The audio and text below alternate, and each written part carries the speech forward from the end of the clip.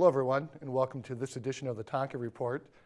Today I'm happy to have the Mayor of Orono, Lili McMillan, and the Mayor of St. Bonifacius, Rick Weible, with us today. Madam Mayor, welcome.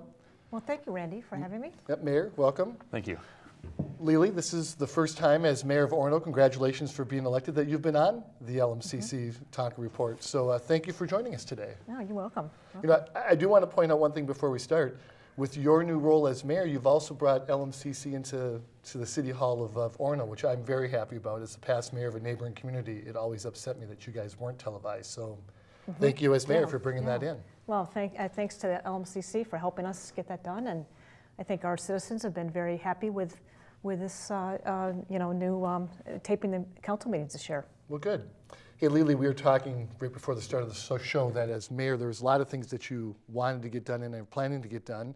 But one of the things that you wanted to get to right away is a little bit of house cleaning at Orono. You want to expound on that for us and the viewers? Yeah, I'd be glad to, Randy. I wanted to just talk a little bit about some of the things that we worked on this year.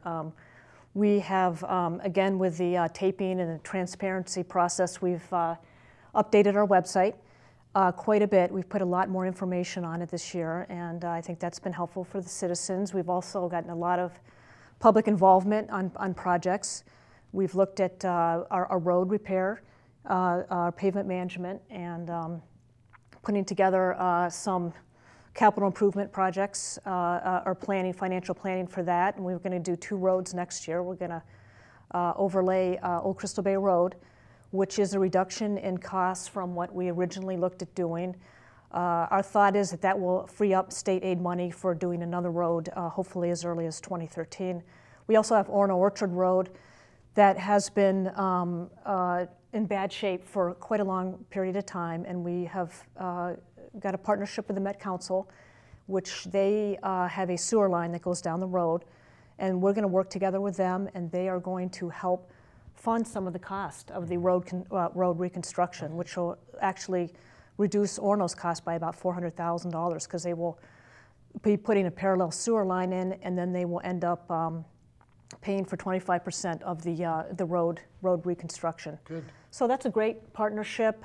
Helps with the infrastructure, helps Met Council with their infrastructure, and helps us with our road infrastructure. So we're excited to get that going too. I know that a lot of citizens have said the road's been in bad shape for a long period of time, and our public works crew, they get tired of trying to patch it up all the time and every spring, and they just say, yeah, it'd be great to have this road off of our major to-do list as far as patching. So, quick question, is Met Council replacing it because the Musil line is deteriorating and they need to upgrade it, or are they looking for more volume? Yeah, you know what they're doing? They're doing almost a parallel redundancy line. As a matter of fact, that stretch of road takes all the sewage from Maple Plain and Long Lake down from, there's at the northern end of the road, there's a Met Council lift station. It goes down to County Road 15. So, there's actually a fair amount of sewage that goes down that road. So for them, I think it's putting in a parallel line, so they'll actually have both lines, 2 lines to work with. So for them, I think it's a good project as well. Good.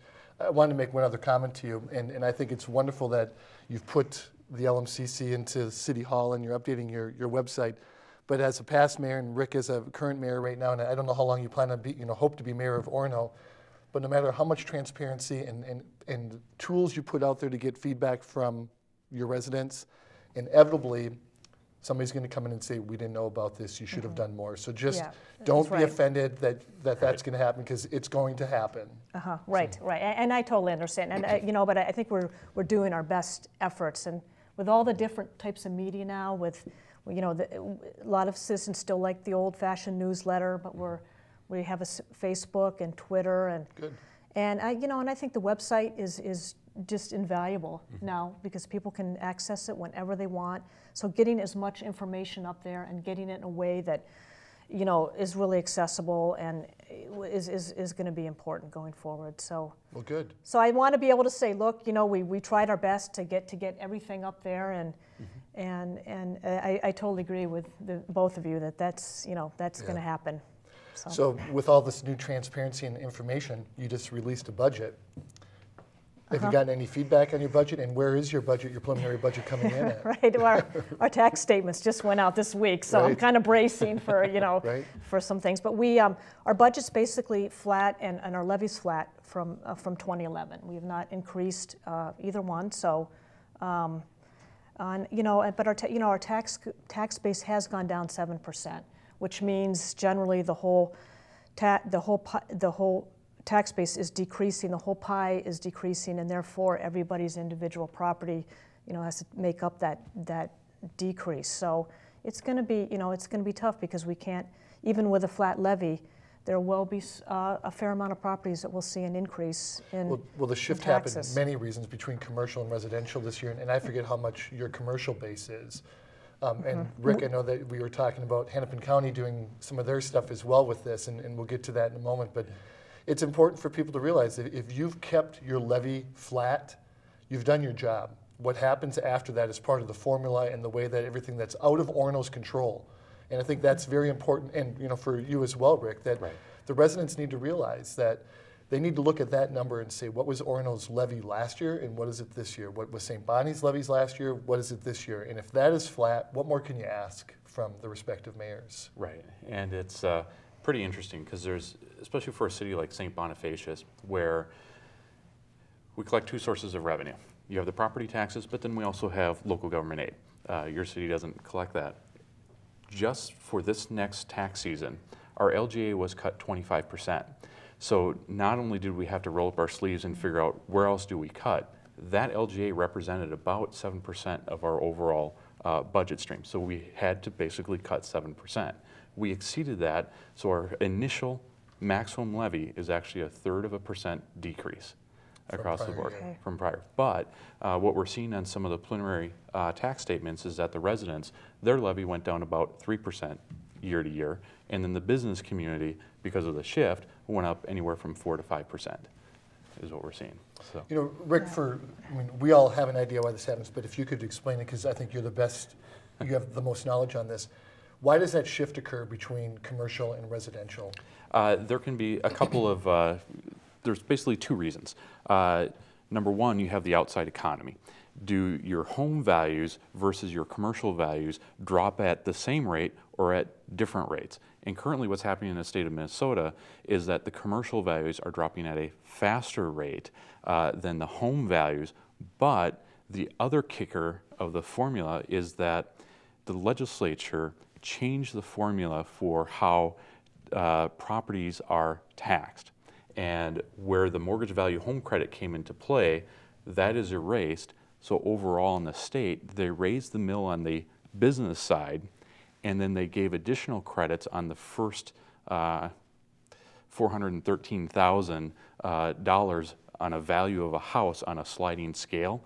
So those properties that are at $120,000 actually get a bigger tax break than someone at a $300,000 level. So with more of those breaks happening at the home level, that forces more of the weight over on the business side. So that's where we see a lot of those disparities. So then, and the higher end residential correct, too. and the higher end residential. Right. Yeah. So the two offset. The commercial values were coming down. The Congress and representatives from the state changed the rules, which pulled the values of the other side down, the residential side almost the same. So where's it balancing out though? Which side is taking the hit? Because this is a scale, residential, commercial, on where the balance of your taxes go. Where's that going this year? The hit's happening on the commercial side. They are losing. They're paying less. They're paying more than what the residential are. Okay. So when you look at the overall, and that's why when you look at St. Bonifacius, that's why we see the residents seeing almost a 3% cut, on our local levy, and then you see the business commercial seeing a 4 to 5%. But also some of the farmstead, they are also seeing increases as well that they've never seen before. So when you were having both, and this is a question for both of you, when you were having your preliminary budget meetings, did you have many people in the meetings? Not really, and but we had quite a few people that were emailing us, calling me specifically. You hear a lot of the stories of people out there that are just struggling. Their concern was with everything that's happening and all of the proposals coming out of the legislature, but also hearing of the LGA cuts, their concern was, you're not going to keep the levy the same, are you? you're going to trim your budget so that we will not see a tax increase. And that was overwhelming. So, and at least our council was able to look at everything, and we were able to keep we were able to decrease the levy, so that way they were able to see a little bit of a savings. Keep the same. So. Was that the same thing in Orono? Yeah, we had less input. Now we have our truth and taxation coming up December 12th. So I think I think when people see the dollar amounts, that triggers some more involvement. So my poor mom had to. She lives up in North Oaks, and she called me in tears. Her tax levy went up 30%. Oh my! Wow. So and she's on the higher end, right? She has a house that's $500,000. So. She's an example of one of those folks in the metro and statewide that's taking that hit. So. Right. Well, the exclusion for the market value did raise our tax rate a little bit, 0.15%, because the whole tax base again goes down because of the excluding those under $413,000 homes, excluding some of the taxable market value of those homes. So again, it kind of shrinks the overall tax base. So you have to get more from a smaller. Your tax base goes down more, so everybody has a little bigger piece of that pie. That's over 413,000. Yeah, the water in the tub goes down, but everybody's still in it. And we're over 80% residential. So again, it really hits home on the residential piece.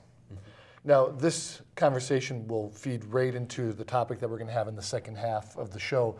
But I did want to ask, Lili, you did talk about a little bit of house cleaning. Was there anything else that you wanted to highlight that you did in Orono, or that you're trying to get done that you think the residents should be aware of? Other than, I know that beginning next year we're going to look at more of our regulations. We are starting a task force that's been looking at the hardcover ordinance, which is for lakeshore properties. And we're trying to simplify that. We're trying to get it to be easier to administer. And so that's in the process. It's taking longer than we want, but these things do. But we want to be thorough and carefully research it. And so again, we're starting out with getting some public involvement in that. We've had some great citizen volunteer efforts this year. We had a donation garden behind the fire station where citizens of the area grew vegetables to give to the local food shelves and senior homes, which was a neat endeavor, and it's going to continue again next year. So we've had, and then we have a group that's going to, in our commercial area of Navarre, that's going to help us try to do some beautification and some ways to make that more safe and accessible. So good. So we're trying to tap into a lot of the citizen knowledge. The citizens want to be involved in creating ways that are respectful and efficient of their time too is important. Good. Well, we're going to take a break right now, and when we come back, what we'll talk about is the fire departments and safety districts and thoughts about what the city should be doing. So we'll be right back after this break. We interrupt this program to bring you this important message. The Lake Minnetonka Communications Commission, located in Spring Park, Minnesota, offers free television production classes. You heard it right. Free, free, free. Our friendly and knowledgeable staff will help bring your idea to the big screen. Why, thank you. We are very friendly and knowledgeable. From studio lighting and nonlinear editing to on-location shooting, we'll guide you down the path you need to succeed. Hurry in, folks. An opportunity this good won't last forever. Welcome back. On this segment, we're going to concentrate a little bit more on our police and fire departments. And I'm going to start with Mayor Weible, as he's been in a lot of conversations with his respective communities. So Mayor, why don't you tell us about the conversations and meetings that St. Bonifacius has been having lately? Sure. Over the last year, Mound, Minnetrista, and St. Bonifacius, through a grant that's available through the state of Minnesota, was able to initiate a study to look at the feasibility of providing shared services for both the fire and the police services. We took them on two separate paths because it's kind of an interesting hybrid that we have. St. Bonnie and Mound have fire departments, and then Minnetrista and Mound have police departments. And then there's contracts between the cities for those various services.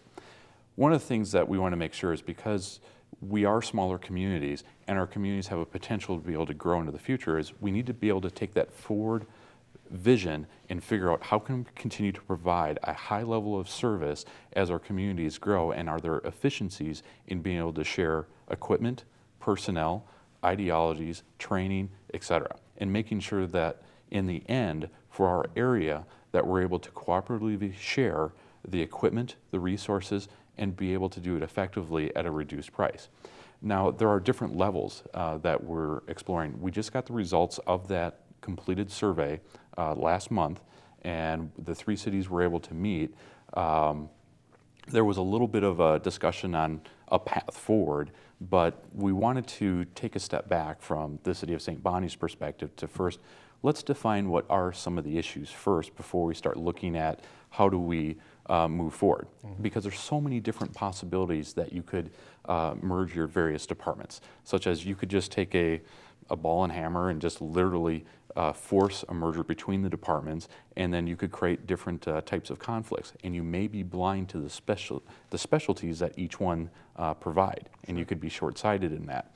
Or you could kind of slowly merge into a partnership or like a service district area, where you take the best qualities of each of the departments, maintain their infrastructure, but share on some of the costs and share on some of the actual admin pieces, and then over time, through training and different types of work environment experiences, be able to have the best practices flow back and forth between the 2 different departments or multiple departments if you find that the service area is flexible enough to continue to expand through additional cities within a service area.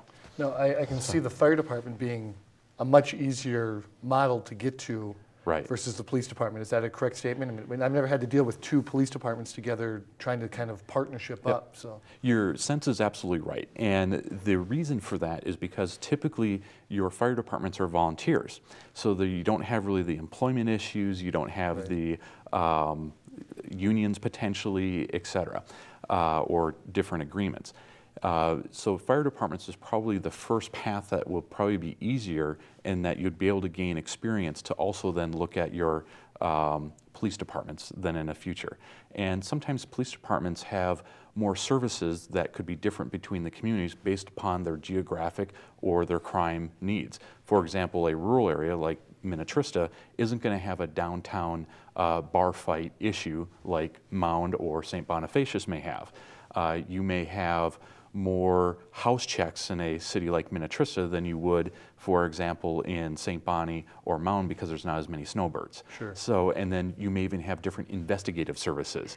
One department may have that, another one may have a shooting range, another one may have a better jail facility. So it's all those different things that create little nuances, active patrol versus inactive patrol, you know, throughout the community. So it's those things that you have to first kind of, what does each community require, and then you look at those commonalities. Those are the commonalities that you can probably make some savings on the administrative piece, but then each city has to then determine, does each one want to have an active investigator, or can they share an investigator, you know, between the cities? So was the reason that the 3 communities started to look at this because you received that grant? Is that what the impetus was behind this? No, we actually started looking at it because Minnetrista is growing at such a substantial rate, and as the 2 fire chiefs are struggling to find volunteers, our fear is that, are we going to have enough daytime coverage as Minnetrista continues to grow? And especially as they grow in some of our weaker areas, we were concerned that maybe Minnetrista may need to build a fire station, or we need to partner and create a substation, etc.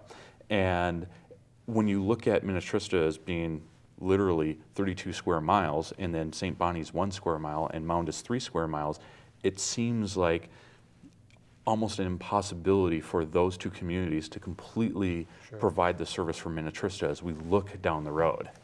You know, that's an interesting thing, and I'm going to get your opinion on this, but when you hear that, you think about the lake area and how Minnetrista, for all practical purposes, was sleepy for years and years and years until 15 years ago when the housing boom really started. Right. 32 square miles, they probably never intended 50 years ago for it to be anything more than what it was then. And now people like the land out there. And Orono has the same issue as well going on. It leads me to believe that we are going to have to get in the lake area, and probably many areas throughout the metro and areas like this, more of a safety district, which is what you're actually kind of talking about. Right, exactly. Right. And right now, the Lake Minnetonka area is very fortunate that we do have mutual aid agreements for the entire area where we have auto aid between the different fire departments. But there's always discussions, especially as budgets become tighter. Are these mutual aid agreements fair, especially if one department is unable to respond within their own area, Sure. potentially. So this is about making sure that we're keeping that entire system honest, but also looking back at our past history when we've had tornadoes come through the area and making sure that we have the proper equipment, the proper response, and also just being aware of the resources that are around us.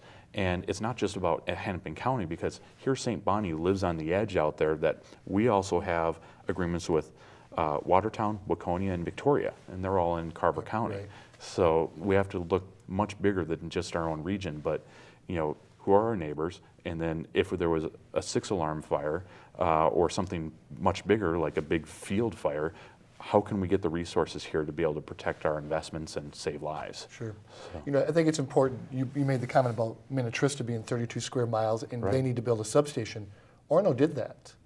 Orono, Right, when you right. switched from the services of using Mound for the far side and went to Long Lake completely, you built that substation to address this issue. So it's something that Orono's had some foresight, excuse me, on that. On that, Well, I must say they're all excellent points, and I really applaud the 3 cities for looking at this. And I know that we are going to be closely watching what you come up with or what outcome you determine is best and how you implement it. And I just, I just really want to applaud. I think it's a great thing. I think cities need to stop looking at city boundaries and look more at district-wide, or how do we deliver services and look at clients instead of looking at city perimeters. So I think that is really part of the future. That's part of this cost sharing, and we don't necessarily have to merge cities as much as we need to figure out these districts that work best for a variety of cities. Right, and that's really the important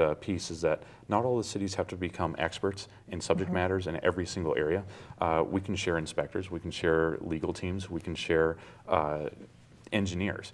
Then it even comes down to equipment. Not every single city needs a street sweeper. Not every single city needs a jetter, to clean out. A city will typically use a jetter maybe 4 weeks out of the entire year.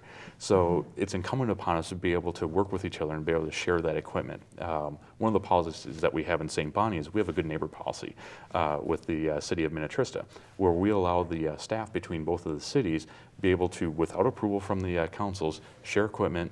They know whether or not it's fair or not. Right. We need them to be able to understand each other's equipment, back each other up, and just help each other out, because we are small.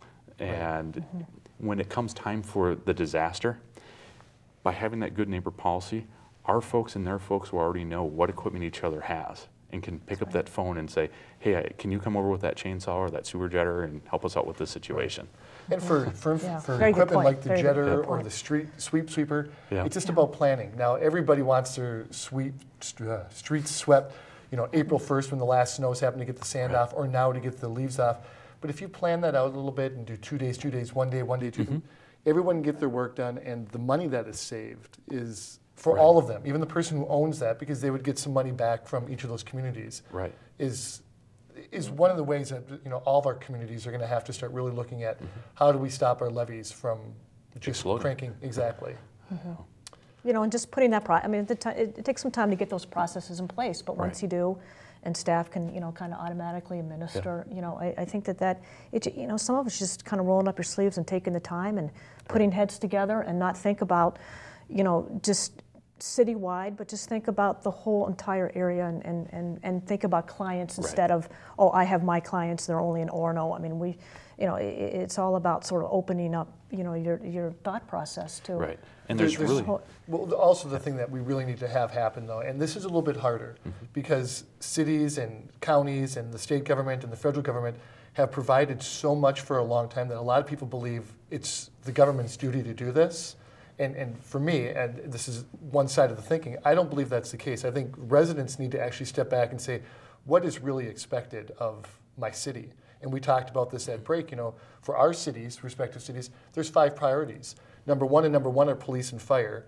You know, 2 and 3 are you know, sewer in, water in, sewer out, and then the maintenance of the right-of-ways, the street sweeping, the plowing, and stuff like that. After that, in my mind, for communities our size, there's very little that we need to provide. Anything else is extra. And the citizens need to recognize that if you want your budgets to go down, you need to recognize that we need to make these 5 things as efficient as possible. The rest you have to help us on. Right.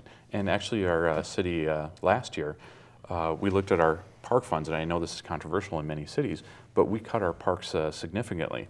And I told the residents, look, the more effective way is I can either tax you and you'll get no tax deduction, or you can send money into the Lions or another nonprofit, earmark that money how you want it to be used in one of the parks, and you can do a reverse stimulus from the federal government and have a tax deduction and still impact your local government. Right. Yeah, So, right. It's hard to believe the show needs to wrap up. I always like to take the last few minutes here just to see if there's anything fun happening in your communities.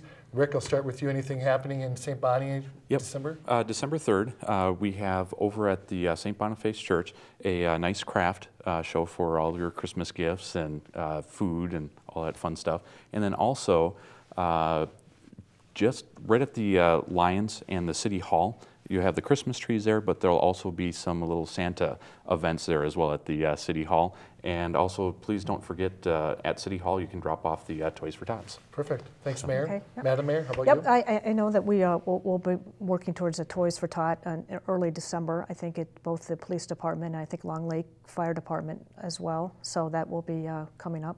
Perfect. Good. Yep. That's the Slow Burn Brigade, Right. does that Is it- for the Long Lake Yeah, Fire Department. yeah, right. And if I may Yeah, you also got- plug for Orono, the Orono Okay. Lions Department has the Snowball Open that happens in January on Long Okay. Lake. It's a joint community effort, but that's just a great thing for Mm-hmm. people to think about going out to the Orono Lions website and make plans for that. Okay, great. So great. Mayor, Madam Mayor, thank you for joining us. And Lili, thanks for Listen, coming on for the well, first time. Yeah, thank you. So I want to thank you for joining us today. And remember, if you're looking for information about the communities in the lake area, you need to be turning into the Tonka Report. See you next time.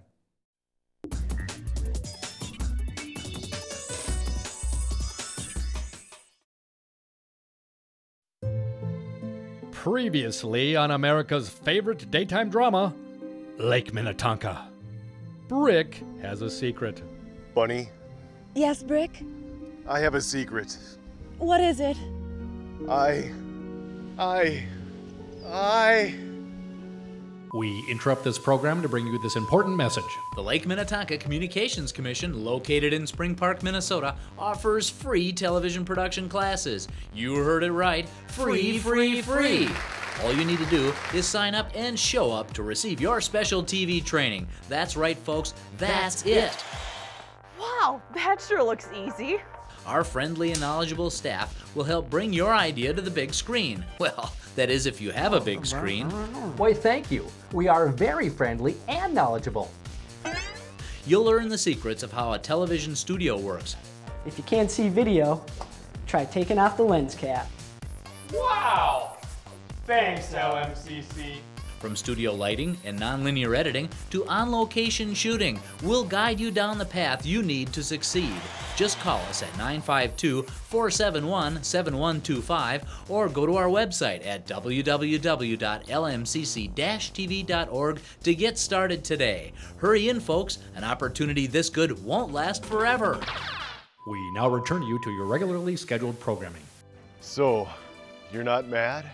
Of course not, you big lug. I just wish that you would have told me about LMCC's production classes. Maybe next time we can take classes.